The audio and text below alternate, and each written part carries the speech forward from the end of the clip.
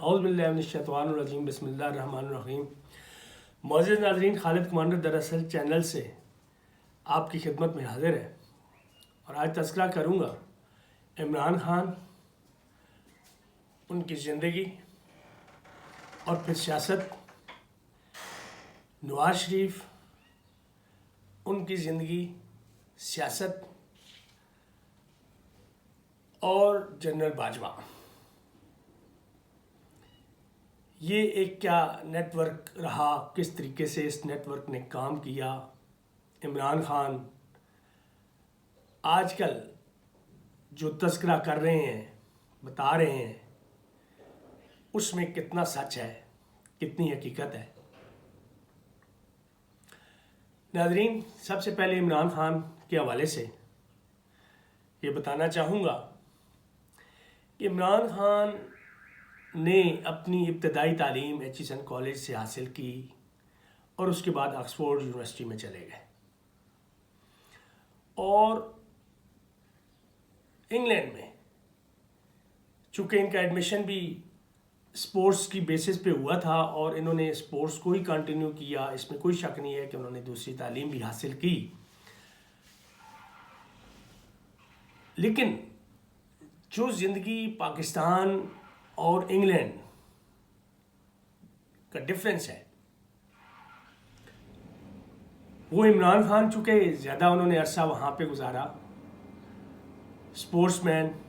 मेहनत की, आगे बढ़े, काउंटीज़ खेली, क्रिकेट में बड़ा नाम पैदा किया, पाकिस्तान क्रिकेट टीम का हिस्सा बने और उसी तरह मेहनत करते करते वो कैप्टन तक पहुँचे, वर्ल्ड कप भी पाकिस्तान के नाम किया। इमरान खान का एक स्टेटस अगर देखा जाए पाकिस्तान के हवाले से एक हीरो जैसा रहा। उन्होंने यहाँ पाकिस्तान में न कभी उस पुलिस का सामना किया, न वापडा, गैस या दूसरे जो महकमे हैं, महकमे माल को देख लें, ब्यूरोक्रेसी को देख लें, इमरान खान को अपने किसी भी काम के सिलसिले में यहाँ कभी कोई दिक्कत नहीं हुई। उनको एक प्रोटोकॉल था, हीरो थे, कभी उनको उन मुश्किलात का सामना ही नहीं करना पड़ा जो एक आम इंसान को, मिडिल क्लास को सामना करना पड़ता है अपने छोटे छोटे कामों के लिए। कई कई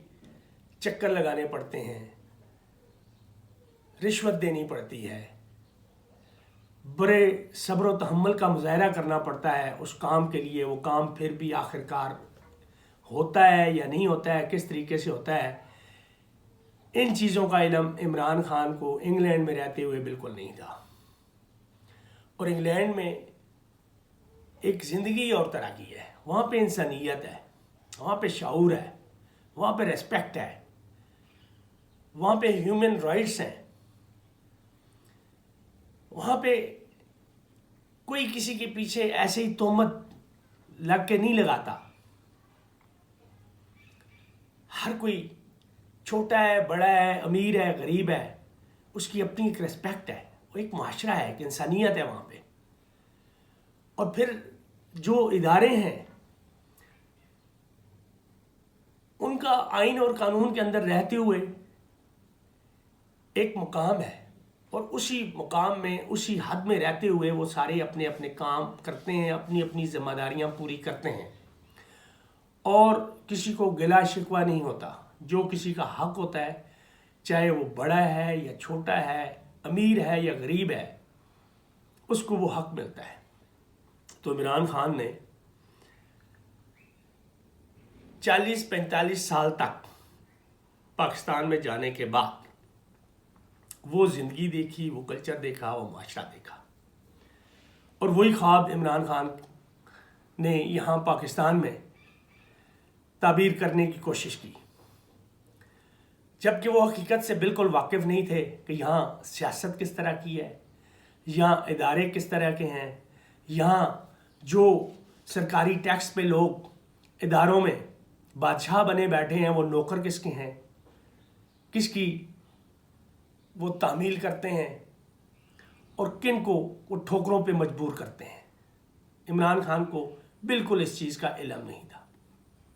آئے سیاست میں، اتار چڑھاؤ دیکھتے رہے، لیکن پھر بھی ان چیزوں کو نہیں دیکھ سکے، اور جب پرائم منسٹر بنے پھر ان کو کسی حد تک پتہ چلنا شروع ہوا، لیکن پھر بھی ان کے گرد جو گھیرا تھا، جن لوگ جو ان کے ارد گرد منڈلاتے رہے اور باقی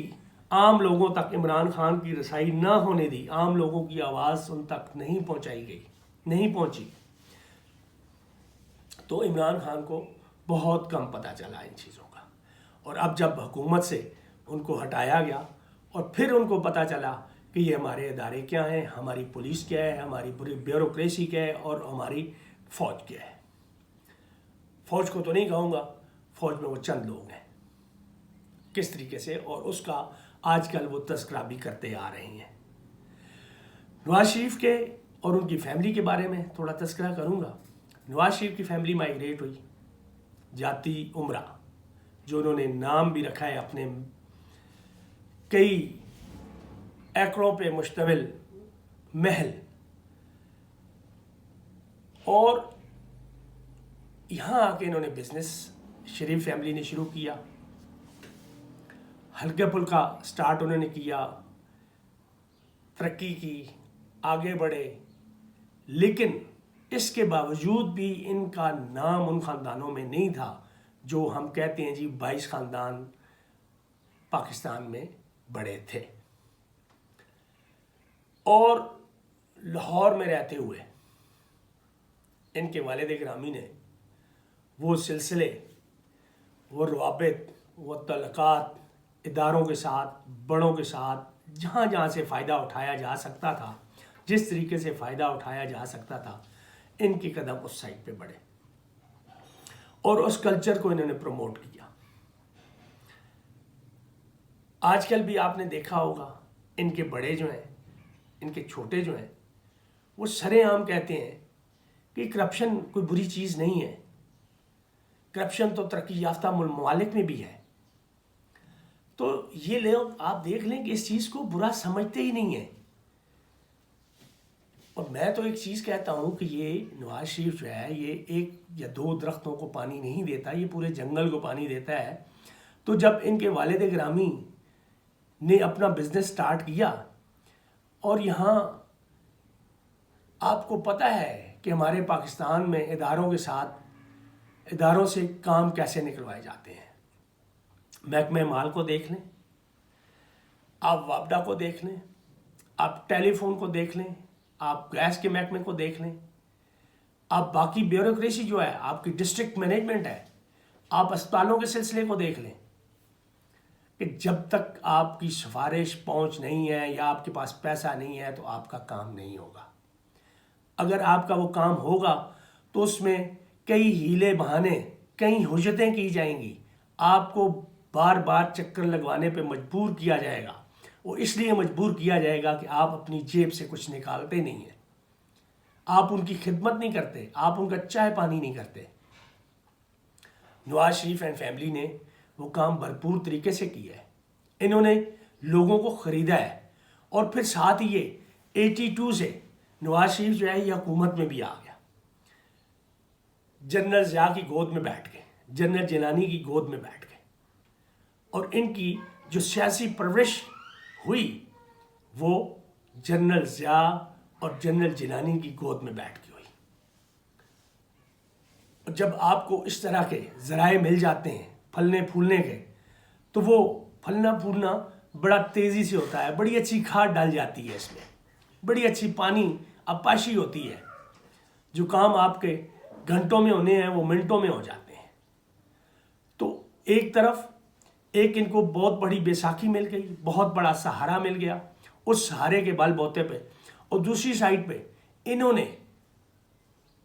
کسی ادارے کو ناراض نہیں کیا،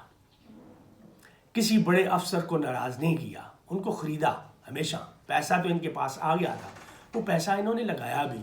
حکومت کا، کرسی کا، وہ فائدہ بھی اٹھایا انہوں نے اپنی فیملی کے لیے، اپنے خاندان کے لیے، اور جو دوسرا کام تھا کسی کو ناراض بھی نہیں کیا، پیسہ لگایا، کچھ کیا، وہ سارا کچھ بھی وہ کرتے رہے۔ اور نواز شریف وہ شخص ہے جس نے سب سے زیادہ آرمی چیف کی سلیکشن کی، اور اچھے فیصلے بھی ہوئے، غلط فیصلے بھی ہوئے، ان غلط فیصلوں کو انہوں نے بھگتا بھی۔ جب انہوں نے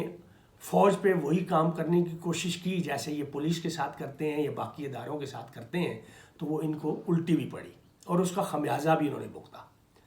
ظاہری بات ہے، آپ غلط کام، غلط حرکتیں کریں گے تو کوئی نہ کوئی تو آپ کو پکڑے گا۔ اس پکڑ میں یہ لوگ آتے رہے، اور فائنلی اب جب جنرل باجوہ کی بات ہوتی ہے، جنرل باجوہ کو بھی ایسے ہی انہوں نے سلیکٹ نہیں کیا، بڑی سوچ سمجھ کے کیا، اپنے کاروبار کے لیے، اپنے فائدے کے لیے، اپنی فیملی کے لیے، اپنی سیاست کے لیے انہوں نے وہ کیا۔ پاکستان ان کے جو نظریہ ہے اس میں نام تو یہ لیتے ہیں، لیکن وہ اپنی فیملی، اپنے خاندان اور اپنے جو بھی ان کے پرسنل انٹرسٹ ہیں اس سے پاکستان کا شمار پیچھے کرتے ہیں۔ پہلے ان کی فیملی، خاندان اور وہ اپنا ان کا کاروبار ہے، جو دیکھ لیں آپ کس طریقے سے پھلا پھولا ہے، کس طریقے سے ترقی کی ہے، اور پاکستان کی انہوں نے کیا حالت کی ہے، بیڑا غرق کر دی ہے اداروں کا۔ سیاست میں دیکھ لیں جو کچھ کیا ہے ان دو بڑی پارٹیوں نے، ان کے ساتھ اب بھی بہت ساری پارٹیاں ملی ہوئی ہیں، تو آج دیکھ لیں کہ سیاست موازنہ کر لیں دنیا کے ساتھ اس سیاست کا، کہ گندی اور غلاظت یہاں پہ پاکستان میں آپ کو ملے گی دیکھنے میں، اور غریب عوام کو